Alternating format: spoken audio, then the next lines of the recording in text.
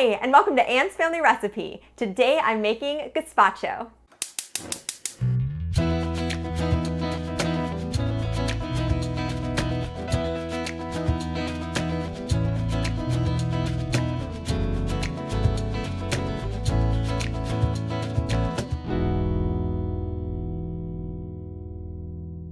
Gazpacho is an incredibly delicious cold tomato soup.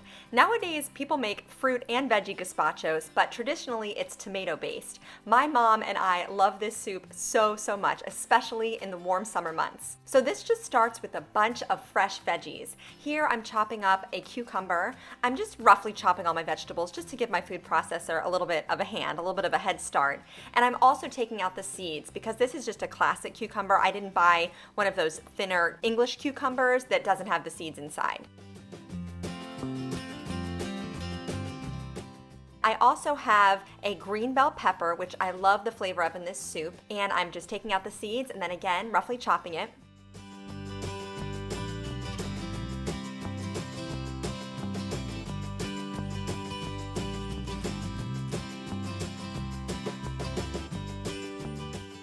I'm also peeling and chopping one white onion.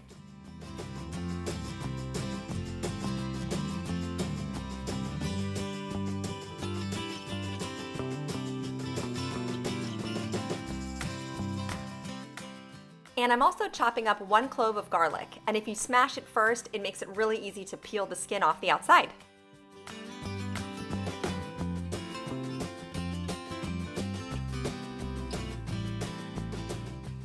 I also sliced my lemon in half because we'll need the juice of half a lemon. Gazpacho originated in Spain, where they use a lot of almonds in their cooking. So this is totally optional, but the Rachael Ray recipe that I adapted this from starts with a 1/4 cup of unsalted almonds. So you chop those up finely and it gives this great texture and thickness to the gazpacho. Next, I'm opening up 2 cans of diced tomatoes, and you're gonna use both the tomatoes and their juices in this soup.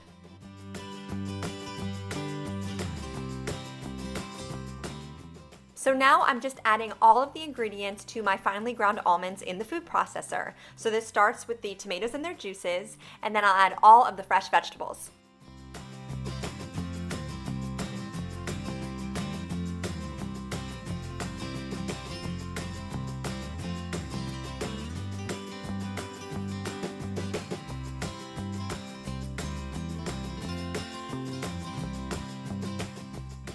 For additional flavor, I'm adding 1 tablespoon of red wine vinegar and 3 tablespoons of olive oil.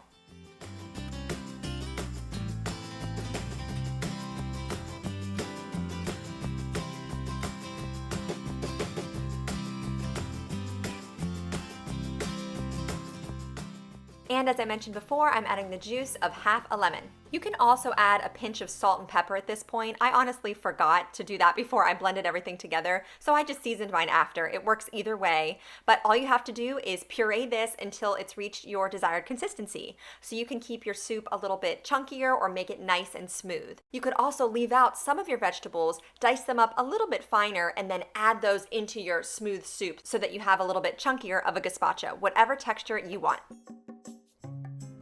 You can see here, I like my veggies chopped a little bit smaller, so I pureed mine just a little bit more until it was perfect.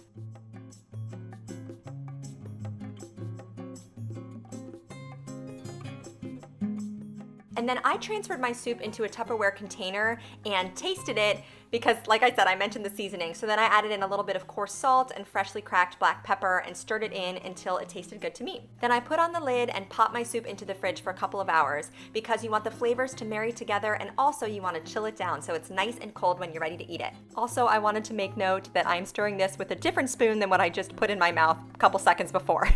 I was keeping it clean for my family. My favorite accompaniment for this soup is a dollop of sour cream and some freshly cracked black pepper. You could also substitute plain Greek yogurt, and you can also add some meat or some protein to this soup. So my husband and I that night had some pan-fried shrimp.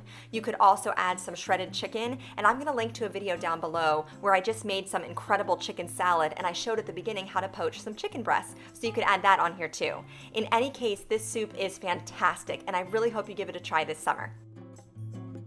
don't forget to subscribe to my channel, follow me on Instagram at Anne's Family Recipe, and give this video a thumbs up if you liked my gazpacho recipe. Thank you so much for joining me here in my kitchen, and I'll see you again soon with another family recipe.